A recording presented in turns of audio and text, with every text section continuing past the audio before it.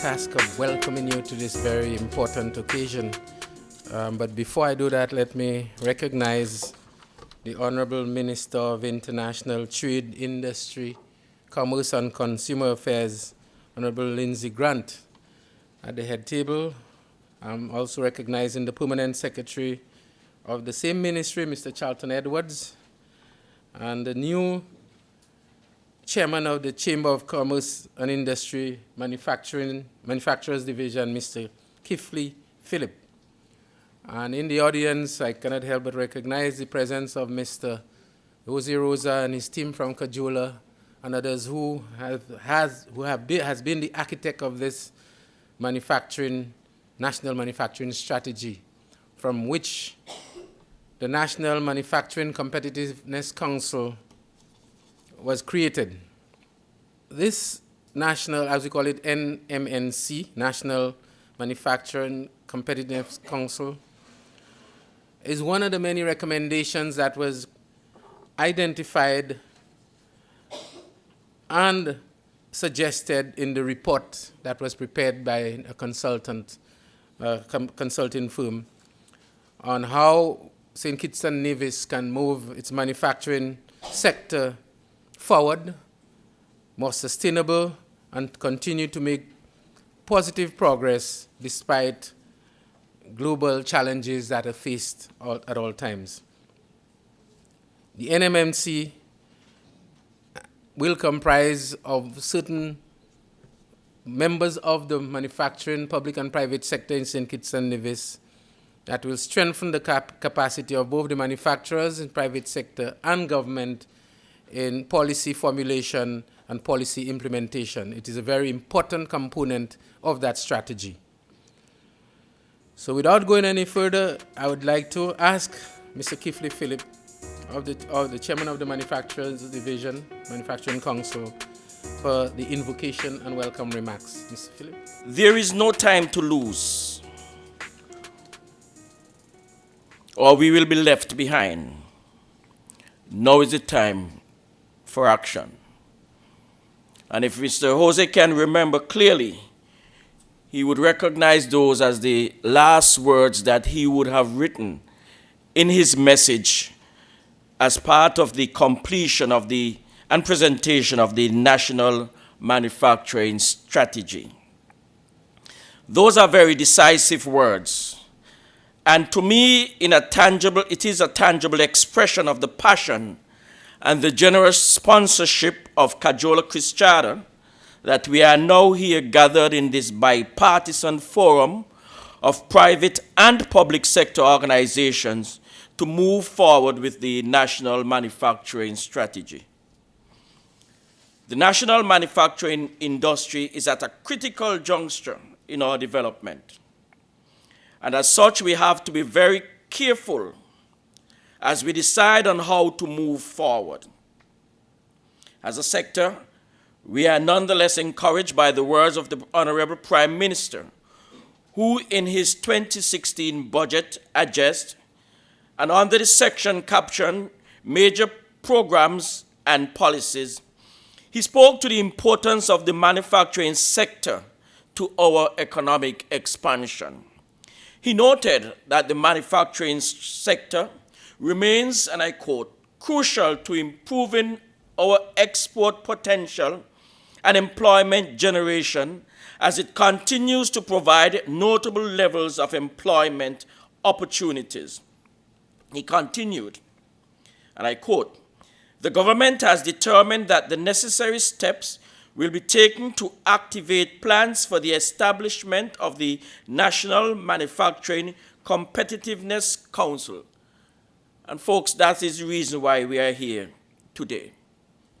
But I must quote one last quotation from him, where he said that it is a unique opportunity to enable the charting of a new course in the development trajectory of the manufacturing sector. As a manufacturing sector, we must answer the call that he laid out for us. And in so doing, we must adapt if we are to remain competitive.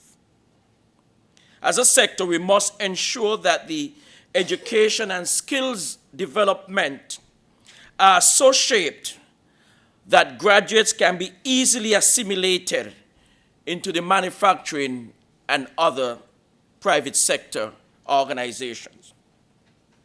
We must invest in research and development if we are to understand the trends that drive our industry.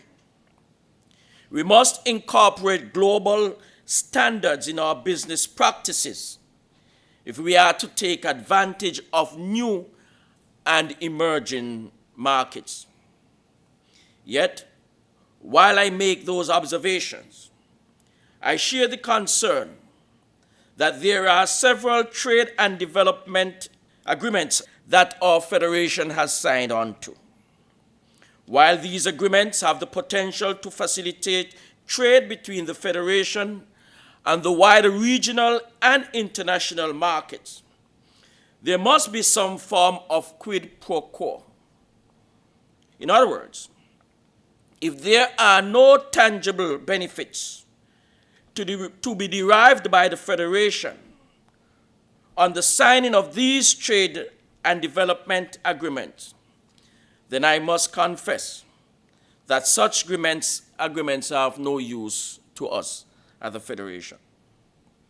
And so today, the launch of this collaborative effort between the private and public sectors must be seen as both the protector and the facilitator of our development through trade. As a manufacturing council, we are optimistic that this effort will work well, not only for the manufacturing sector, but also for the Federation as a whole. And we therefore pledge our full commitment to the National Manufacturing Competitive Council in its implementation of the policies, tactics, goals, and objectives of the National Manufacturing Strategy. I now invite the Honourable Minister of International Trade, Industry, Commerce and Consumer Affairs, Honourable Lindsay Grant, for his feature address to you. It is my esteemed privilege this morning to present the featured address on this, what I term, a very momentous occasion. Today's event is significant, a significant milestone in the advancement of manufacturing in St. Kitts and Nevis, led by the Manufacturing Division of the Chamber of Industry and Commerce, with, of course, the full support of the Ministry of International Trade, Industry, Consumer Affairs, and Commerce. Mr. Chairman, ladies and gentlemen, an event like this could not have happened overnight. The process started, I understand, approximately some 2 years ago and required extensive planning and coordination amongst the key stakeholders. Such an accomplishment would not have been possible without the support of the hard work of Mr. Jose Rosa, General Manager of Cajola Cristada, and former Chairman of the Manufacturing Council. Also Ms. Wendy Phipps of Trinity Consulting for the oversight and quest to further develop the manufacturing sector in the Federation. It is critical that I mention that being the leading exporter, that's St. Kitts and Nevis, of manufactured goods to the United States, in the OECS and Barbados, and with additional expansion in the sector on the way in St. Kitts and Nevis, we can boast of a very robust economy. Some 27% increase in our labor force, coupled with an additional 5,000 square feet of manufacturing space obtained by Harris Server in Sandy Point, and the expansion work done at Jarrow Electronics are testimony to such growth and expansion with the full support of the government. It is important to note that the manufacturing sector is one of the major contributors to the Federation's economy, providing approximately 8% of the gross domestic product and employing over some 2,000 persons, 95% of whom are mainly women. Our manufacturers, though, continue the trend of making every effort to reduce costs, must be bold and innovative in making needed operational adjustments and adhering to strict quality levels for ensuring that their products are of the highest quality, while at the same time ensuring that their employees are fairly compensated and that good health and safety practices in the workplace are not compromised. I dare say that with the falling of oil prices, and just this morning at $26 a barrel, I am hopeful that the manufacturers will take cognizance of this, keep that extra cash, refit your operations, and be ready for the next stage of events. The government of St. Kitts and Nevis, having been party to several trade and economic development agreements, including the WTO, the EU-ACP CARIFORUM Economic Partnership Agreement, the CARICOM bilateral agreements with Costa Rica, Venezuela, Cuba, Dominican Republic, and Colombia, the CARICOM Single Market and Economy CSME, the Organization of Eastern Caribbean States Economic Union, and the Brazil-Guyana St. Kitts and Nevis Partial Scope Agreement have the potential with these agreements to facilitate trade in goods and services into the wider regional market and international marketplace. Manufacturers also are afforded the opportunity to access wider sources of inputs and other sources at competitive prices while reducing product costs and obtaining the benefits offered. The government of St. Kitts and Nevis, being fully aware of the many challenges facing the manufacturing sector, has undertaken the following sections, which are in keeping with the recommendations outlined in the National Manufacturing Strategy. We have secured loans, financing through the CARICOM Development Fund, CDF, to the Development Bank of St. Kitts and Nevis for unlending to SMEs at concessionary interest rates. We have explored all possible means to provide electricity to the sector at very competitive prices. We have removed all custom duties on green energy products to encourage sector investment in equipment and hardware to reduce fossil fuel energy in daily operations. And, of course, we have appointed an officer to address the many concerns of the manufacturing sector and the industry issues that we have. The National Manufacturing Strategy identified solutions and recommendations that will continue to make the manufacturing sector of the Federation competitive, productive, and the creation of even more jobs for the citizens and residents of St. Kitts and Nevis. And as the minister responsible for the continued development of this sector, the manufacturing sector, I can assure you, on behalf of the government of St. Kitts and Nevis, that we are committed and we pledge to do all that is possible to achieve sustainability and improvement of the sector as we stand ready to facilitate the recommendations of the very important manufacturing strategy. As we continue to endeavor to build a multifaceted economy, the substantial impact of the manufacturing sector cannot be overstressed. And there are certain goals that we have set and hopefully we can keep. One, to realize growth of 2.5% in the manufacturing sector's contribution to GDP by year end 2020. To create 150 new jobs in the manufacturing sector by 2016 and another 500 additional jobs by 2020. You will have to tell me if it's unrealistic later in the day. To improve the depth of quality manufactured and value added. To increase the global manufacturing competitiveness of the Federation. 5, to steadily attract, encourage, and facilitate environmentally sustainable manufacturing in St. Kitts and Nevis. And 6, to promote best practices and cutting-edge manufacturing industry standards. And while I'm here, I pause slightly, and just to say that I have committed, and I have committed myself to ensuring that we keep closer ties and contacts with the manufacturing sector. In fact, just yesterday and the day before, I was again visiting manufacturing plants all across the country. I think as it is scheduled, I will finish the entire Federation of St. Kitts and Nevis in terms of visiting every single manufacturing plant by March of this year. And so we want to make sure that this relationship is a symbiotic relationship between private sector and public sector partnerships, because that is the only way it can work. And today, we are taking positive action to give effect to the recommendations as outlined in the National Manufacturing Strategy and to build greater capacity in this sector.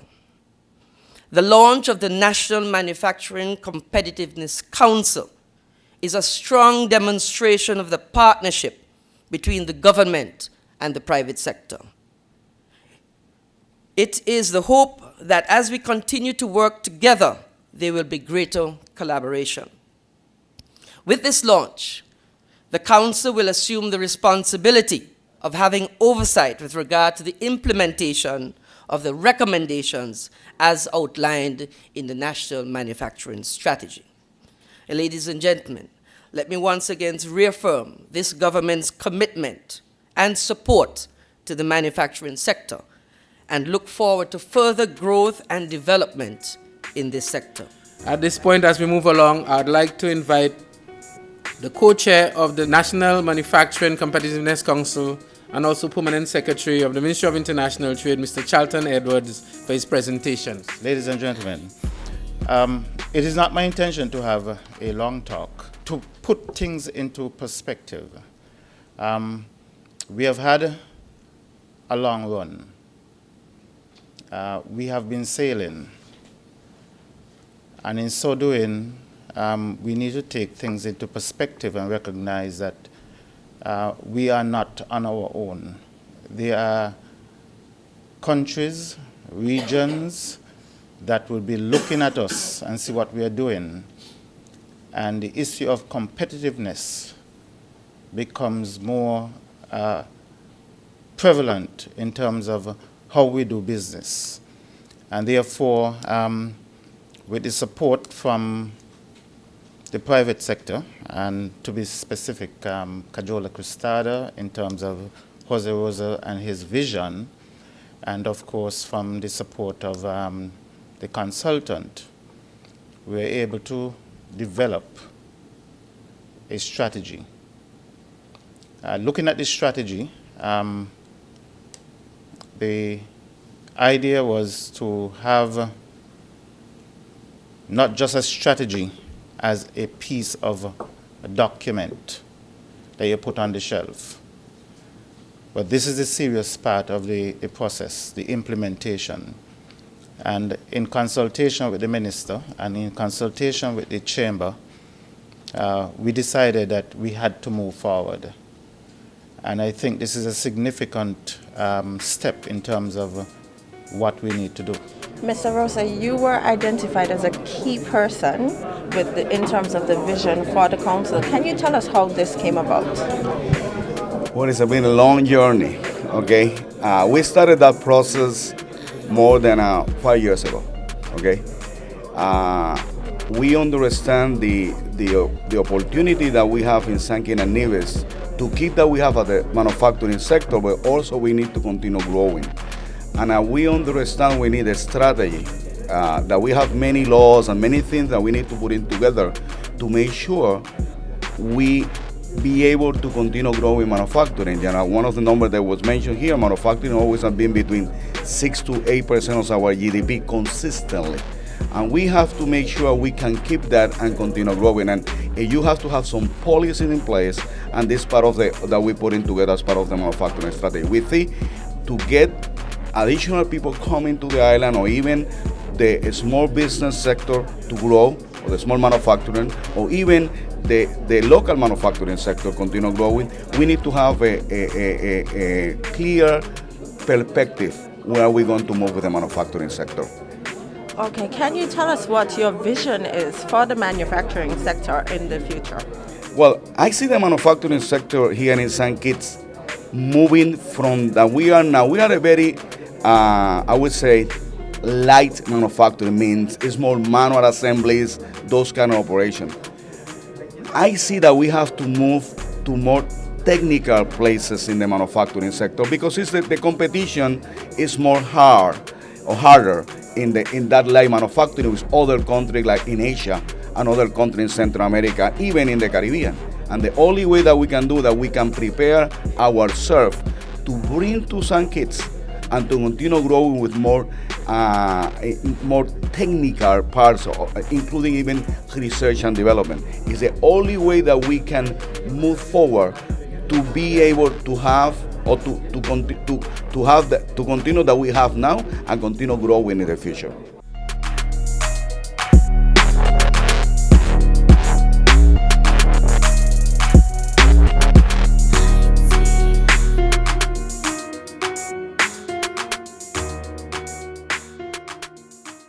Visit the SKNIS on YouTube to watch informative, exciting, and thought-provoking programs such as Working for You, Current Speeches, SKNIS exclusives, and much more.